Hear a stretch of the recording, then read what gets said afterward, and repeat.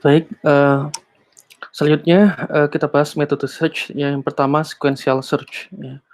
Jadi dari bahasanya saja sudah kelihatan bahwa pencarian ini dilakukan secara terurut, ya, satu persatu. Ya, ini kita bahas lebih dalam, ya. Jadi ini merupakan teknik yang sederhana dan langsung dapat digunakan pada struktur data baik array maupun linked list ya, atau links ya.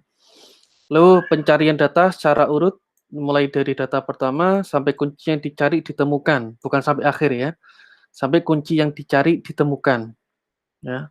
Atau sampai seluruh data telah dicari tetapi tidak ditemukan, ya. Ini ada dua kemungkinan, dicari mulai pertama hingga kunci ditemukan atau semua sudah dicari dan disimpulkan bahwa data yang dicari tidak ditemukan. Nah, sequential search itu, sering digunakannya untuk data yang tidak terurut ya, jadi random. Jadi ini pun misal random tidak apa, nggak ada masalah gitu, gitu. Justru ketika misal yang dicari itu, bilangannya besar padahal, eee misal yang dicari itu bilangannya kecil, tetapi bilangan yang kecil itu berada di bagian akhir gitu ya, atau belum diurutkan ya. Itu kan juga membingungkan. Maka, diposisikan bahwa, di sequential search itu, data tidak terurut pun tidak ada masalah ya. Nanti kita bandingkan dengan yang namanya binary search, yaitu itu diminta oleh si algoritma datanya harus diurutkan dulu. Tapi kalau di sequential search, data yang tidak terurut pun tidak apa-apa, gitu. Oke. Nah, bagaimana, algoritmanya? Jadi pertama, misal kita mencari find, huruf F di sini ya. Nah, secara kasat mata kan kita tahu F itu berada di indeks ke-5 gitu ya. Tapi secara alur ya, secara algoritma dia kan cek satu persatu di indeks ke-0 dulu.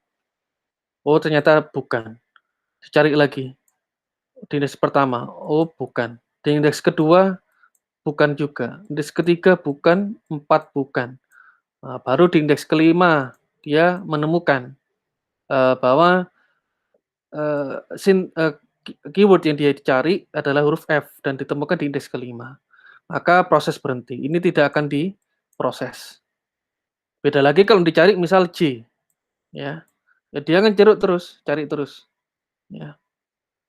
Misal L, nah kalau L sudah semua dicari, loncat sudah tidak ada, ya sudah berarti muncul notifikasi bahwa data tidak ditemukan. Nah, seperti itu. Oke, ini sequential search, kelebihan dan kekurangannya, ini, dia beruntun pencariannya, tidak efisien untuk data yang list yang besar, benar. Jadi kalau datanya besar tentu akan cukup menghabiskan waktu ya, ya.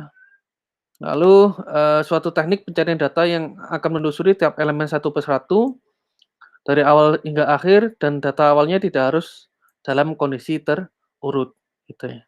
Nah, inilah kelebihan dan kekurangannya sequential search.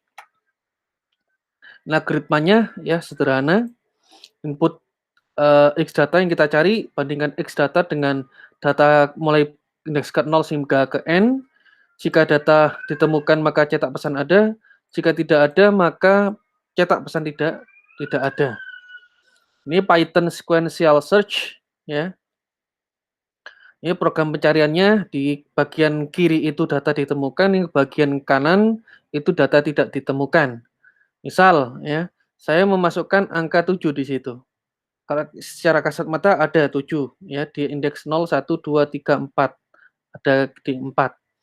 Maka, alur, dari Python ini, sintaks Python ini akan membaca ya, variabel array-nya atau list-nya didefinisikan terlebih dahulu, lalu kita search input keyword-nya apa, lalu kita berikan kondisi, found-nya itu false ya, memang kondisi untuk yang pertama kali, karena belum melakukan apa-apa. Nah, ketika memulai bergerak ya, ini kita lakukan looping for ya, kita generate range 0 hingga sampai panjang dari ini ya, array ya, 0 sampai berapa ini, 0, 1, 2, 3, 4, 5, 6, 7, hingga ke 7 ya, 0, 1, 2, 3, 4, 5, 6, 7. Ya, panjang dari len R ya, berarti 0 sampai 6 nanti, ya 0, 1, 2 sampai 7, lalu kita print ya. Nah, print ini gunanya untuk mengetahui ya, untuk mengetahui, proses pencarian si sequential search itu sudah sampai angka mana saja gitu ya. Lalu jika ditemukan ya, misal di variabel dari array itu cocok dengan keyword kita, maka found sama dengan true, yang artinya ya ditemukan. Ya, true ini karena sifatnya boolean, maka bisa dilempar ke dalam if yang di sini ya. If found on ini default-nya sama-sama true ya, sama-sama true. Kebalikannya kan false ya. Tuh, sehingga ketika ditemukan angka itu maka di-break. Break malah lanjut diloncat ke sini. Nah, kita lihat di sini angka 7 ada, kita cari dulu ya, urutan pertama 10, oh bukan. 4, oh bukan ya. 2 juga bukan. 3 juga bukan. 7, nah 7 ini ya, dia berhenti, ditemukan. Karena ditemukan true, maka found ini akan ditangkap oleh bagian if ini, found true, maka dicetaklah data ditemukan. Ini tidak akan diproses, 168 tidak akan diproses. Nah, misal ini kasus yang ketika data tidak ditemukan, bisa dilihat ya, semua array dicetak semua oleh dia. Cocokkan, bandingkan, hingga tidak ditemukan. Maka yang dikeluarkan adalah data tidak ditemukan, di mana dia tidak akan masuk di sini, tapi masuk di sini. Kenapa? Karena found itu yang ditemukan bukan true, ya, bukan true, tapi false. Karena false dia masuk ke else, ya, gitu. Oke, kita lanjut lagi ya, untuk yang binary search ya.